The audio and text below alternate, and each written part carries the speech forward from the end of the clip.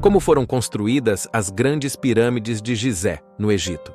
Neste vídeo, vamos analisar os registros arqueológicos, que são poucos divulgados, e complementá-los com as revelações espirituais de obras psicografadas. Milhares de placas de argila com escrita cuneiforme foram descobertas nos sítios arqueológicos do Iraque, na região que foi a Suméria e Mesopotâmia. Elas foram datadas de aproximadamente 4000 a.C., contendo registros históricos da cultura suméria e de tempos ainda mais antigos. Zecaria Sitchin, conhecedor do hebraico antigo e moderno e de outras línguas semíticas, especializou-se no estudo da escrita cuneiforme suméria, sendo capaz de ler e interpretar essas tabuletas de argila sumerianas. Em seus livros, ele descreveu, com base nessas interpretações e traduções, o misterioso processo de construção e a finalidade das pirâmides de Gizé. Zecaria informa que, há 450 mil anos, um grupo de astronautas do planeta Nibiru chegou à Terra. O objetivo da missão era extrair o ouro descoberto nas águas, processá-lo e levá-lo para ser utilizado na restauração da atmosfera de Nibiru, que estava em processo de exaustão devido às guerras que lá ocorreram. O primeiro grupo que aterrissou era composto por 50 astronautas, chamados Anunnaki. Eles se estabeleceram na Mesopotâmia. Construíram uma estação terrestre e a denominaram Eridu, que significava lar longínquo. O comandante do grupo era um cientista engenheiro com grandes conhecimentos. Seu nome era Enki. Após várias tentativas de extrair o ouro das águas, sem alcançar o sucesso desejado, foram para o sudeste da África, pois lá a extração era mais fácil e abundante. No livro As Guerras dos Deuses e dos Homens, de 2010, Zecaria Sitchin escreve que, com o passar do tempo, à medida que chegavam mais Anunnakis, o número subiu para 600 e alguns foram enviados para o sudeste da África para ajudarem Enki a minerar o ouro. Outros ficaram manejando as naves de transporte de minério e o restante ficou com Enlil, na Mesopotâmia. Através de um projeto bem elaborado, Enlil foi construindo colônias que tinham funções bem definidas. Já existia Eridu, que era a instalação extratora de ouro à beira das águas. Depois construiu Bed-Tibira, sendo um centro metalúrgico para fundição e refinamento. Em seguida, Larak, uma cidade-farol para guiar a aterrissagem das naves. Posteriormente, Shuruppak, equipado como um centro médico sob o comando de Sud, meia-irmã de Enki e Enlil, e Sipar, que era o local de aterrissagem. Também foi construída Larsa, que era uma cidade-farol para a orientação dos astronautas que pousavam. Essas cidades faziam parte de um complexo corredor de pouso. Em Nippur, centro de controle de missão, Enlil construiu uma plataforma artificialmente elevada, equipada com antenas. Nela, havia uma câmara secreta onde cartas estelares eram exibidas. Enlil, Enki e Sud eram filhos do regente planetário de Nibiru. Um grupo de astronautas permanecia em constante órbita terrestre, agindo como intermediários entre a Terra e Nibiru. Eles ficavam em plataformas orbitais, onde recebiam minérios processados na Terra em transportes menores, para depois serem transferidos por espaçonaves apropriadas, que levavam o ouro para Nibiru quando ele se aproximava da Terra durante sua órbita elíptica.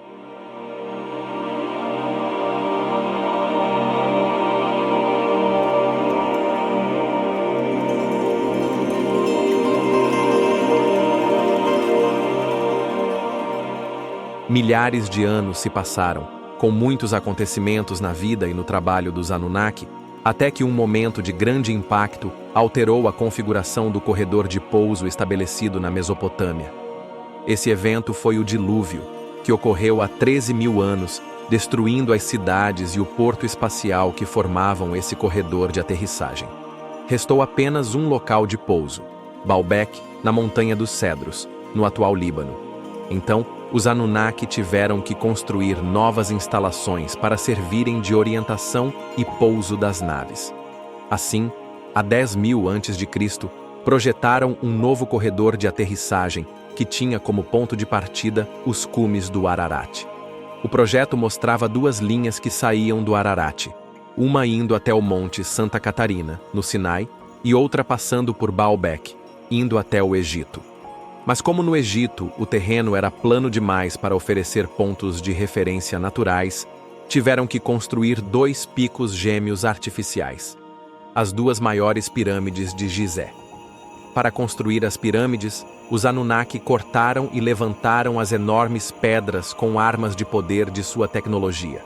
Depois, construíram galerias e câmaras onde colocaram cristais trazidos de Nibiru, que emitiam raios pulsantes para a orientação do pouso das naves. Junto às pirâmides, fizeram a Esfinge, anunciando a Era de Leão. Seu rosto representa o filho de Enki, Ningish-Zida, também construtor das pirâmides. Ela está olhando para a direção de onde vinham as naves. Zecharia Sitchin trouxe informações importantes, esclarecendo qual era a função da estrutura interna da Grande Pirâmide, composta da Grande Galeria, câmaras, corredores e por que foram construídas daquela forma. Segundo ele, nas passagens estreitas brilhava uma luz verde fraca. Na Câmara da Rainha, na parede leste, havia um nicho com uma pedra encaixada nele. Era a Pedra Sham, que significava destino. Ela emitia uma radiação vermelha e era o coração pulsante da pirâmide. A Câmara da Rainha está alinhada com o eixo central do pico da pirâmide. No piso da Grande Galeria, de ambos os lados, havia cavidades espaçadas e cortadas com precisão, contendo 27 pares de cristais variados ao longo da rampa. Esses cristais emitiam feixes de luz multicolorida. No topo da Grande Galeria havia uma passagem estreita com uma antecâmara contendo 3 portas levadiças. Ao passar por elas, saía-se em uma grande câmara. Nela havia uma arca de pedra escavada, na qual se encontrava um delicado mecanismo, posicionado com precisão no eixo norte-sul da pirâmide. Esse mecanismo emitia vibrações que ressoavam como um sino. Era a Pedra Gug, cujo significado era determinação da direção. A energia da pedra era ampliada por 5 compartimentos vazados, construídos acima da câmara. Suas emissões irradiavam para cima e para fora, através de 2 canais inclinados que conduziam às faces norte e sul da pirâmide. No topo da pirâmide foi colocada a pedra ápice, feita de elétron. Ela refletia a luz do sol até o horizonte, e à noite era como um pilar de fogo. Emitia para o céu um raio com o poder de todos os cristais.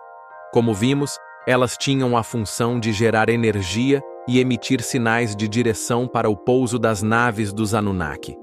Sempre houve muitas intrigas e disputas de poder entre os descendentes dos Anunnaki. Por volta de 8.670 a.C., durante a Segunda Guerra da Pirâmide, Ninurta, herdeiro legal de Enlil, entrou na Grande Pirâmide retirando as portas levadiças, alguns cristais, e destruiu o restante. Ao longo de milhares de anos, foram surgindo e desaparecendo reinos, cada um deixando vestígios de sua cultura ao redor das pirâmides. Inúmeros arqueólogos descobriram objetos e escritas, compondo um rico registro histórico que está exposto em museus. Da mesma forma, em Baalbek, em cima da imensa plataforma de pouso, com seus enormes blocos de pedra, reinos foram deixando vestígios de sua cultura.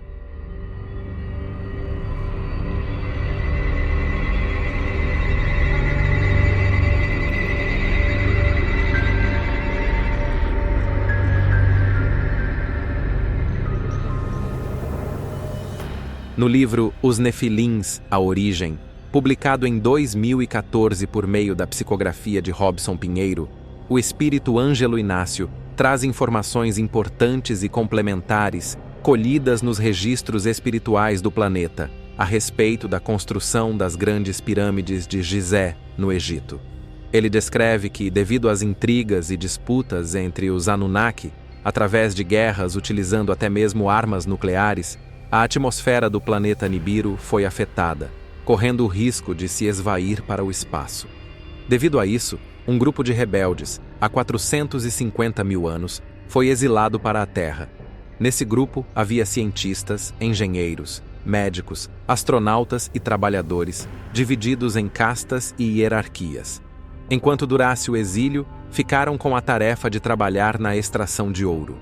Esse minério era abundante na Terra e tinha sido pesquisado como solução para resolver o problema atmosférico de Nibiru.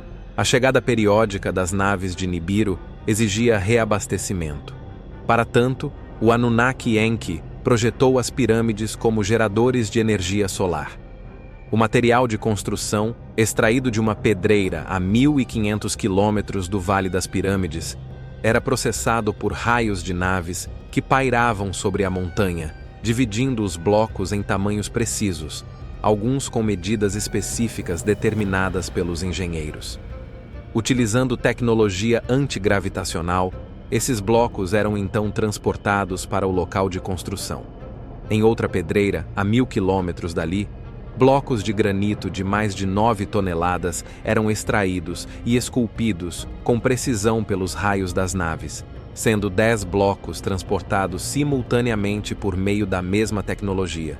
As pirâmides, revestidas por uma fina camada de ouro para otimizar a captação de energia solar, funcionariam como poderosos acumuladores e condensadores, abastecendo as naves. Sua forma geométrica é ideal para essa função, além de servir como sinalização para o pouso das naves. Seu alinhamento com o cinturão de Órion indicava a localização de Nibiru, cujo retorno, em sua órbita elíptica, ocorre a cada 3.600 anos terrestres. Monumentos similares foram erguidos em outras partes do mundo com o mesmo propósito. Após a conclusão das pirâmides, os Anunnaki retiraram seus equipamentos, ocultando-os em locais secretos.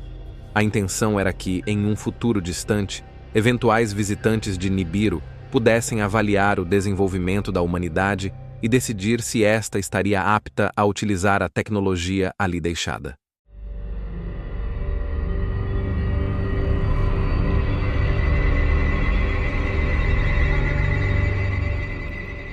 O espírito Ângelo Inácio participou de uma reunião na base dos Guardiões da Humanidade, na Lua. Ele descreveu as atividades desenvolvidas na parte etérica e astral do satélite e explicou que, além da dimensão física na qual o ser humano terrestre vive em corpo físico, existem dimensões paralelas com vida e atividade. Há seres humanos e não humanos, humanoides e de outras raças, que são seres espirituais, energéticos, etéricos e materiais.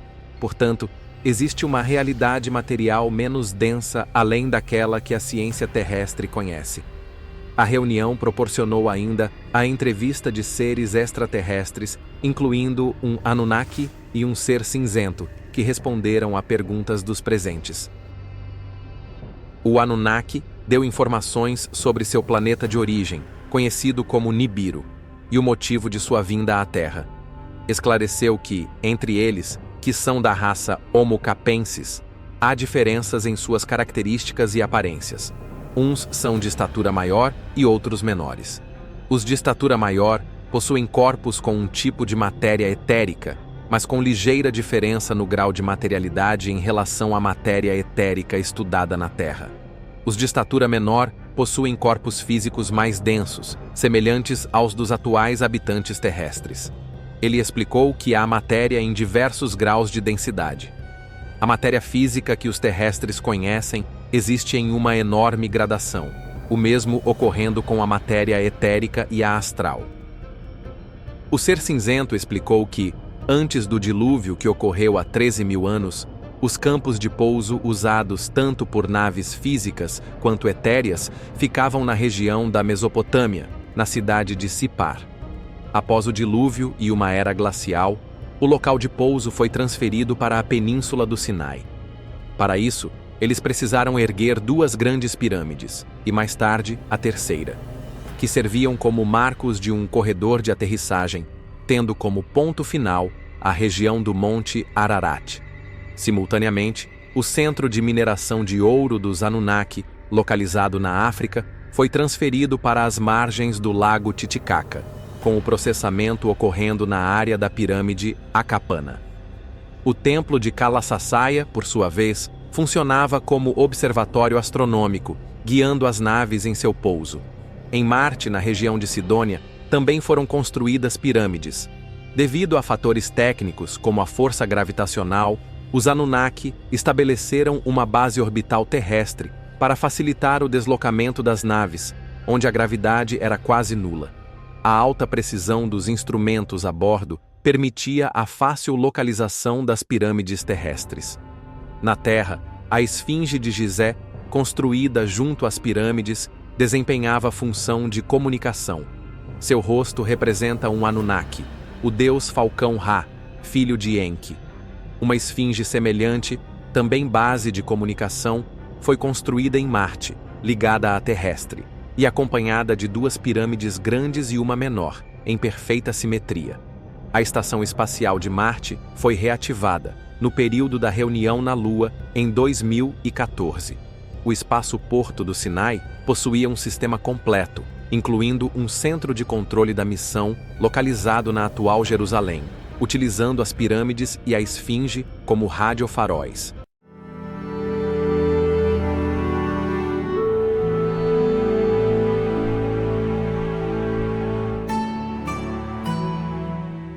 Segundo ele, em breve, os pesquisadores encontrariam, a mais de 100 metros de profundidade, abaixo das pirâmides, provas inequívocas da tecnologia empregada pelos construtores.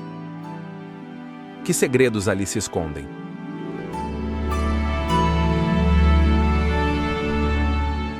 Com tudo o que vimos até agora, como a função da Grande Pirâmide era ser um potente gerador e acumulador de energia para abastecer as naves, e além disso, ela também funcionava como um sistema de orientação para a navegação. O que está abaixo dela deve ter ligação com o sistema de galerias e câmaras do seu interior. Seguindo essa lógica, as outras duas pirâmides menores também podem possuir câmaras e estar ligadas à Grande Pirâmide.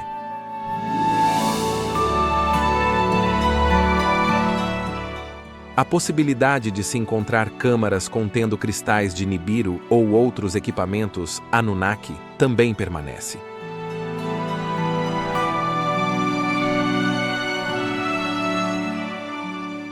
Somente novas pesquisas arqueológicas e análises poderão desvendar esse novo mistério.